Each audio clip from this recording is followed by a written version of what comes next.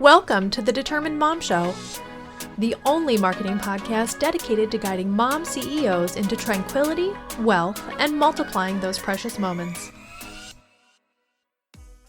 Welcome to this episode of the Determined Mom Show. Today we have with us Tara Galeano, and she is a sexual empowerment coach, and she's going to be helping us today to understand how to reclaim your desires and become fully alive in all areas of your life. So welcome, Tara. Thanks so much for having me on your show, Amanda. I appreciate it. Yes, definitely. I'm very excited that you're here and very excited about this topic. We have never had this topic on before, and it's something that we as women definitely need to do. We need to be in touch with ourselves, in touch with our desires and everything in order to be happy and kind of figure out what we want out of life. So tell us a little bit about yourself and what you do.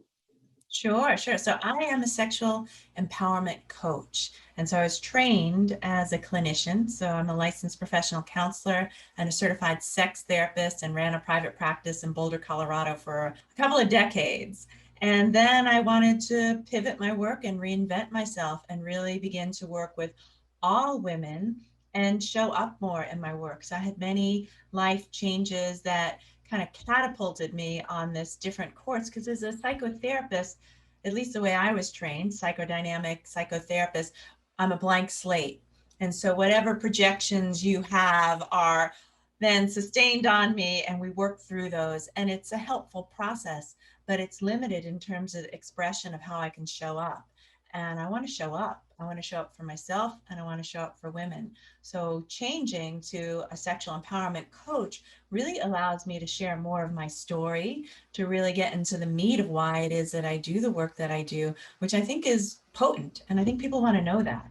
So that's why I do what I do. And that's how I became a sexual empowerment coach. I love it. And I think every woman that comes on this show has an experience of some sort that affects them personally. And then it just becomes this catalyst for helping other women to understand that same thing. And I love it. And you're the first sexual empowerment coach that I've come across. And I'm very excited that you're here. I'm just amazed. I'm like, oh, so many people want to talk about sex, and particularly women. I know that women reach out to me, and it is the idea of sexy that either they're not having the sex that they want to be in a relationship, or they're in a relationship and they're not connecting to their partner sexually, that it's kind of been dormant because they are a mom and they're an entrepreneur, they're working, they're doing so many other things, and that sex has kind of been put aside. And so I'm surprised, because I know women want to talk about this. And for me, I feel like it's so important to talk about this topic. And sex is kind of the advanced work that I do, because I feel like most of the time, the women that I meet, and this was certainly true for myself, it's the ability to claim our own desire that we really need to begin. And where does desire live in the body? And how do we express that desire? And then how do we identify and articulate that desire to ourselves and to others? Because when we then are able to fully express it, then we can begin to live it. And it's not always about sexual desire. It's about the things that we want to create in this world and live what it is that we're creating. I love it. That's awesome. How do we kind of tap into those desires and maybe even both sexual and just life purpose desires? Yeah. What I work, or how I work with women, is I bring them into themselves. What I find is that oftentimes we're externally referencing, and we want to reach out and get it right. And we want to be able to understand what other people need. So this way, then we can perform, or we can show up in the way that they need. And so we're constantly referencing others. And I find that we as women are raised in that way, is that we get accolades for the things that we do for others, and we don't see the inherent value of how we are, how we show up, how we are just being is just inherently valuable. And we don't give that to ourselves. We give it to others, but we don't often give that to ourselves. And so, just to paint a picture, one of my teachers, Tammy Kent, talks about how she was at a party with 9-year-old kids, and the 9-year-old boys were all hanging out and, cracking jokes and having a good time.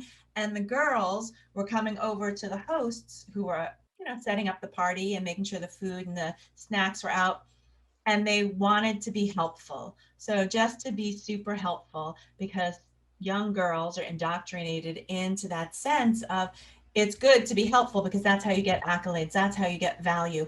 And my mentor, Tammy Kent, was like, she wanted to say to the girls, just go play, just go have fun, go be like the boys. But it's a different paradigm oftentimes that we live within. And so the reference point is within our body. It's that we know and love ourselves just because we are. And so, I mean, I would love at some point during this interview to guide you through the process. And it's a short guided meditation to understand a little bit more about the felt sense of what it is that I'm talking about. That would be amazing. All I'm right, sure that awesome. not only myself, but everyone listening would also find that extremely valuable. And I love that. And what you're saying, I can totally see my girls doing exactly what you're saying. Like I can totally see them being like, well, one of them a little bit more than the other because she's more shy and she's more like, okay, well, what can I do, like to not feel awkward or whatever. Boys don't do that. Boys who feel shy or feel awkward or feel socially self-conscious, they don't usually step up and say, how can I help?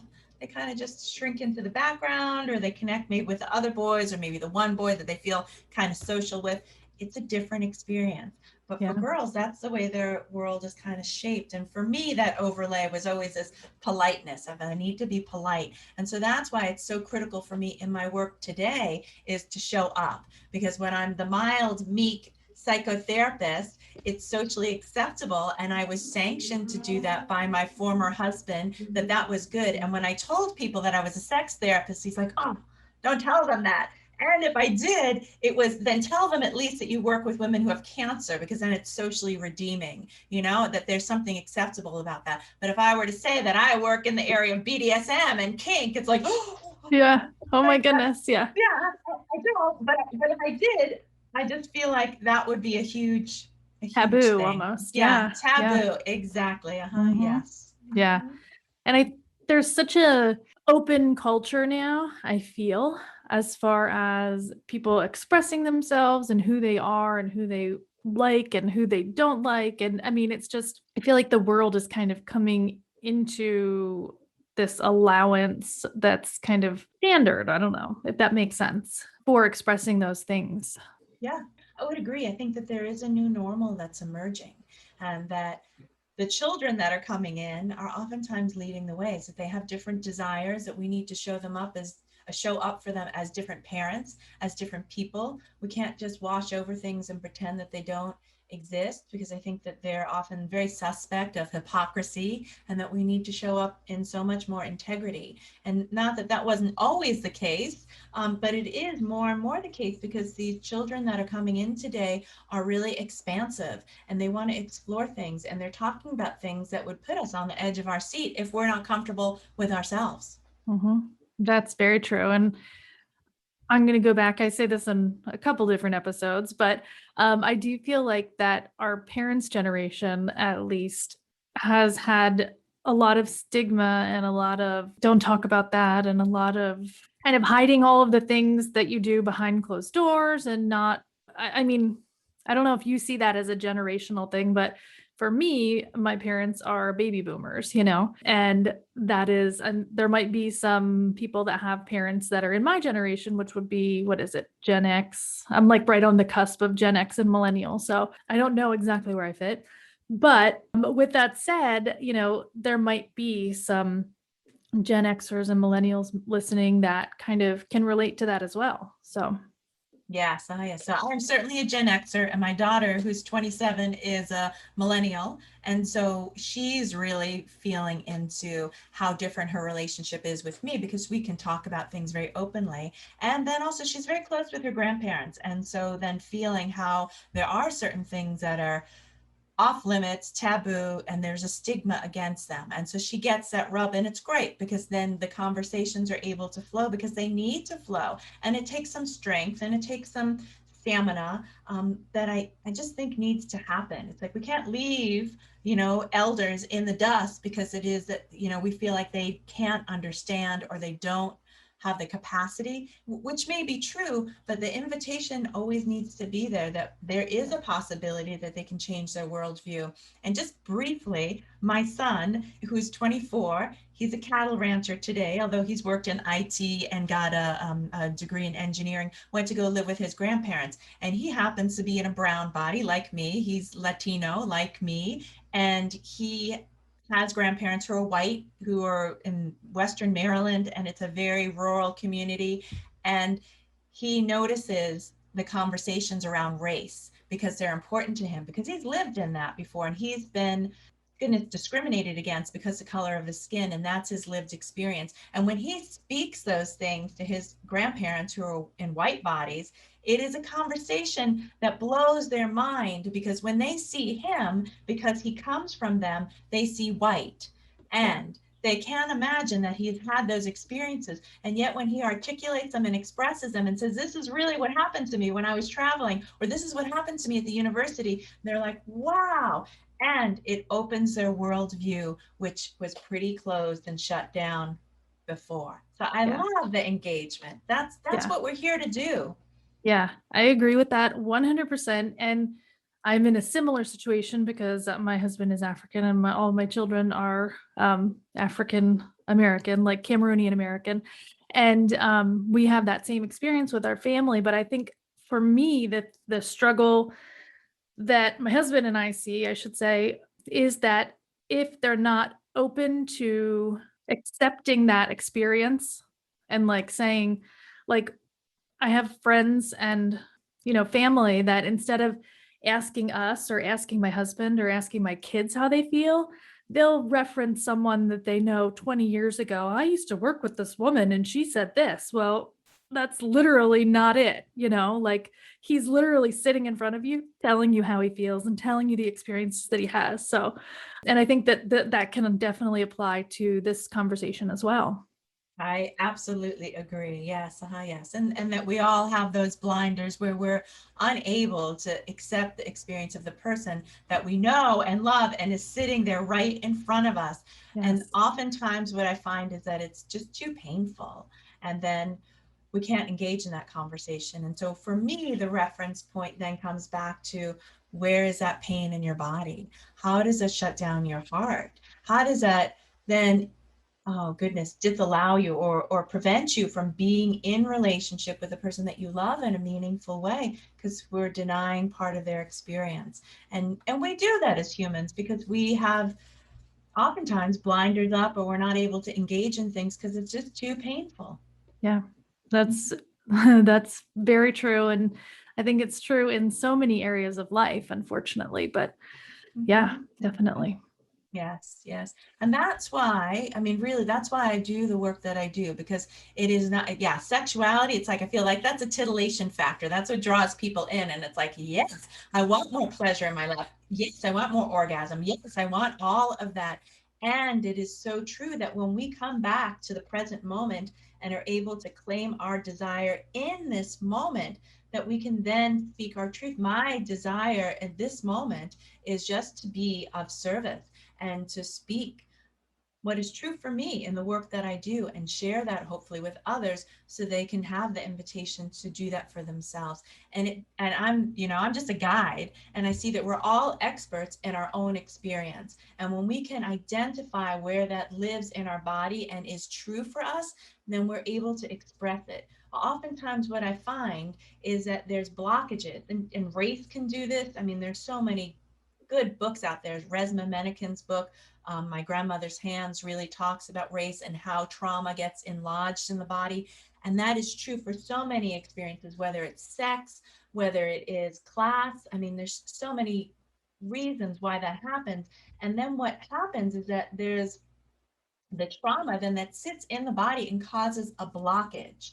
And oftentimes, what I find is that we want to eradicate that because they're like, need to get rid of it. It doesn't feel good. And that is just another form of self aggression. It's like, oh, okay, what needs to happen, I believe, and what I see is to be true, is there's information there that trauma needs to give us, and that once we begin to accept it and have curiosity and begin to unpack it, then it can begin to resolve and it can begin to dissolve the blockages that are in our body, so then we can experience more pleasure, experience more joy, experience more. And that's what happens. That's kind of the baseline where I begin, because to try to eradicate everything in our life that we don't like is not Yeah. going to work. It's just not That going would to be work. nice. I mean, it's like living in a bubble, right? I mean, Yeah. yeah, like you just push everything bad out and then live in this bubble and never have to experience anything bad ever again.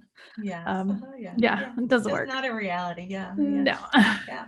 But I would love, I mean, if this is a good time, I would love to lead you through like one of the guided visualizations that I do with women, because I think this is, it's so potent. It's like when we have those experiences of the parts of ourselves that we don't like or that are painful or there's discomfort there, that what needs to happen, I believe, is that it needs to be loved, right? It needs to be blessed. It needs to be honored for the wisdom that it has for us, and that we can all do this at any moment in time whenever we choose, whenever we feel that blockage, whenever we feel stuck, it's always there and available for us. And it's just the redirecting of our attention. So I'd like to lead you through that process, if I may.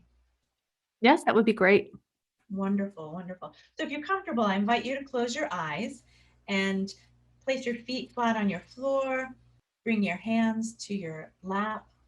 I like to place my left hand on my heart and my right hand down on my lower belly, just 2 or 3 inches below my belly button, but whatever works best for you. And as you're relaxing and closing your eyes, bringing your attention inward into your body and taking a couple of deeper breaths than your normal breath and feeling the inhalation come into your body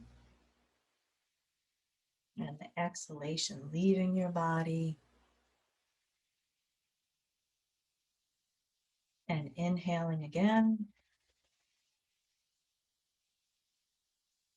and exhaling. One more time at your own pace with the inhalation and the exhalation. And again, bringing your attention into your body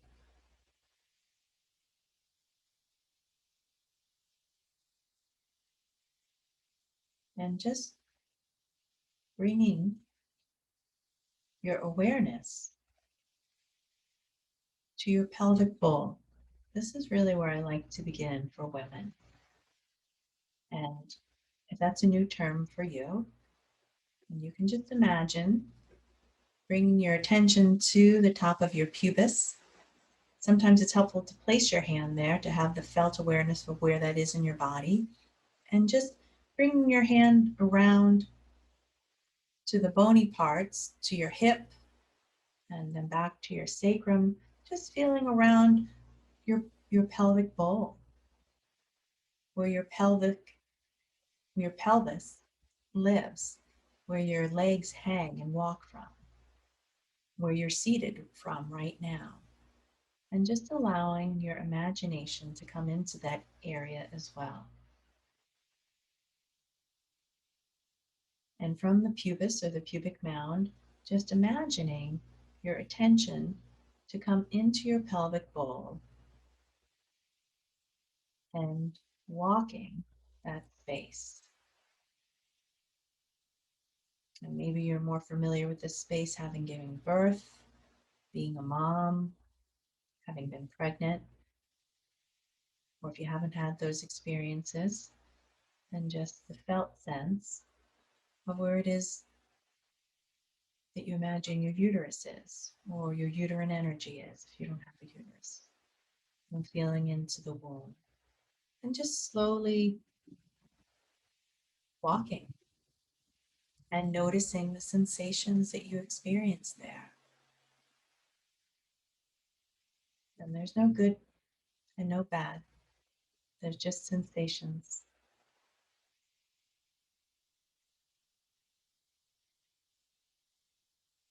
And as the sensations emerge, maybe there's tension, Maybe there's vastness. Maybe there's constriction. Maybe there's release. And just noticing with curiosity what lives there in your pelvic bowl. And as you've walked the course of your pelvic bowl, thanking your body for all that it does for you, and thanking your pelvic bowl for any messages that you receive, because it's all information. And when you're ready, coming back to this space and opening your eyes at your own time. And what did you notice, Amanda? I always have kind of energy in my uterus, like in that, what is it, the lower chakra. So I Mhm. always have this like kind of sensation. I don't know how to explain it, but it's like I can just feel it, like Mhm. I don't know. That's where I store all of my energy, I think. I So, love it. mhm. Yeah. So it sounds like it's a powerful place for you to tap into when you want to create. Yes, very much so. That's Yeah. good. That's potent. Yeah. That's Yeah. beautiful. Mhm. Yeah, definitely. I love that. I love it. And I hope that other women can benefit from it. So, what is your suggestion around this meditation and practices? I love it. Yeah. So what I recommend and what I do is I regularly check in, and I check into that place in my body that I know is true. And so just like you're able to identify that's a power center for me, that you check into that when you're about to create or when you're about to do something important. But for me, I just check into it all the time, because what I find is that my mind has got all sorts of stories going on about how I should be and how I show up. And my body always, again, is always in the present moment, and it doesn't have a story. It just has information for me. And then I put the story on top of the information, or that's good or that's bad. And I don't need to do that, because when I come in with curiosity and I just feel into it, I can feel like, oh, I feel the spaciousness there, and that feels good. Or sometimes I feel like there's a little tightness there, and oh, what is that about? And what is that telling me? And so when I'm able to just have that type of relationship with my pelvic bowl, then I have a better felt sense of what it is that I need to do in the day. So I check in every morning, because then it sets kind of the tone for my day of these are the things that I really need to do, not the things that I think I need to do, but the things that are true for me in my body. And when I check in and know my body, then I can really bring them forth into fruition. I love it. And do you feel like that is, if we did that daily, is that a great way for us to be able to kind of during that meditation have like thoughts come up, like creation thoughts, or what our desires are, or things like that? Beautiful. Yes. Yeah. Because I think that is our true north, that we as women are magic. When we are mystery, we create life. And oftentimes I find that we forget that as women, and that this is part of the remembrance. When we tap into that womb power, then yes, then the thoughts of creation or the ideas of creation can then emerge from that. But it comes, oh goodness, it comes into that space of stillness, of like what is alive there. When we're able to bring our attention and our awareness there, then we can have a felt sense of what is true, that is beyond the thoughts and beyond the shoulds that the mind often carries. Ooh, that's great. I love it. I love it. Yeah, Awesome. awesome. Mhm. Yeah. So, is there anything else that you would like to share with us about how to tap into our desires, how to kind of figure out what they are, and in one sense, figure out what our desires are for ourself versus our desires for our family and our relationship? And because I feel like as women and as mothers, kind of like what you were talking about with the 9-year-olds, we tend to put everybody else's desires and wrap them into ours and kind of like mush it all around, and it's really hard to separate, right? True, it is. Yeah. Yes, yes. And that it is a process, and that it's not one and done, and that it's something that we may need to do on a regular, ongoing basis, and recognize how our desires are bound with others. And that's not always helpful, even though it is our intention to be helpful to our children, to our spouse, to our lovers, to our significant others. It's not always helpful when we're not clear about what is ours. And so, to the best of our ability to really claim what is true for ourselves is so important. And once we're able to do that more consistently, then we're actually benefiting others, and we're benefiting those whom we're in relationship with, because then our children in particular know our truth, and they can feel that, and then they can begin to template that or experience us more as a role model. That is really critical. They don't need to get this, because that's just kind of messy. Yeah. And so the biggest thing that I'd like to say to women is to be gentle with themselves. If they were teaching this, as they teach so many things to their children and to the people that they're in relationship with, they would be very gentle and loving and say, "Don't worry, sweetie, you'll get this." And the expectation for ourselves is often not that. It's like, "Get it right. Why didn't I get this right? I should have done this. I should." And woo, Yeah. to really just be gentle with yourself and to know that you'll just come back and be like, "Okay, I'm going to begin this moment now for the rest of my life, because I'm going to get this." And then to begin again. Now this moment is for the rest of my life, and I'm just going to be gentle with myself, because Yeah. the more that I remind myself that I know my truth, because it lives in my body and it's not the storyline of how I show up in relationship. It is really the relationship that I have with myself that is primary, that is the one that I need to feed, because when I don't feed it, I get depleted. Yeah. It's a true That's thing. Yeah, that's so true. We are almost always depleted as moms, and Yeah, it takes a lot of work to not be that way and to kind of rebuild our energy and refocus and give ourselves time to even figure out what that means. So, that's huge. That's huge. And the more that we're able to do that for ourselves, again, the better it is for our children, but particularly for our girls, because they will get in this cycle much more readily than the boys, as I told you from that story from my mentor. And it's just so true, because we're so relational, and we've been designed that way to be so relational as women, which is beautiful. And it is always the relationship that we have with ourselves that is primary, that is the reflection that we have in our relationship with others. So if we don't have a good relationship with ourselves and it's not kind and loving, then we won't have that with others. So it really needs to begin with ourselves. I love that. It's a great example and a great point, really. Yeah. And so hopefully everyone listening, including myself, will take this episode and this interview and soak in your wisdom and your expertise and kind of help us to hone into our desires. So I truly appreciate that. And I would love to know more about how people can work with you and what kind of programs you offer. I know you have some retreats and some courses and some other things. So tell us all about those. Oh, thanks so much, Amanda. So the best way to get in contact with me is on my rediscoveringmybody.com website. And it is based on the book called Rediscovering My Body.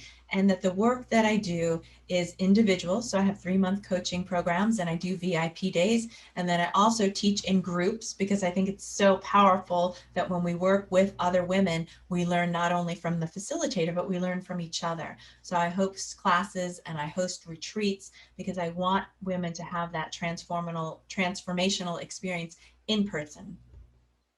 That's awesome. The retreats sound amazing because Yeah. who doesn't want to get away and really just be able to kind of focus on yourself and focus on rediscovering and everything.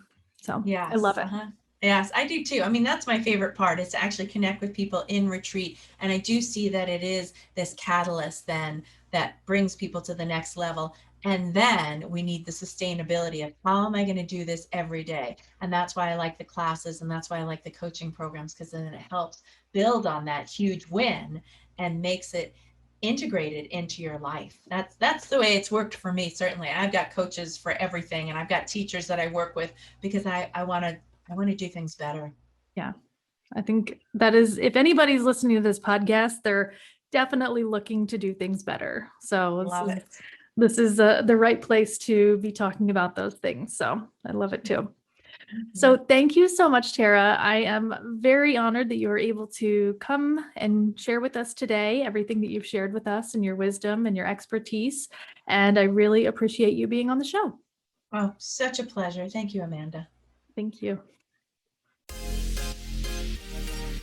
Don't forget to join our Facebook group, Mastering Google My Business, to increase your revenue. You can go to facebook.com/groups/LearnGMB, and you will be able to network with other business owners and learn all about the latest and greatest updates to Google My Business. See you there.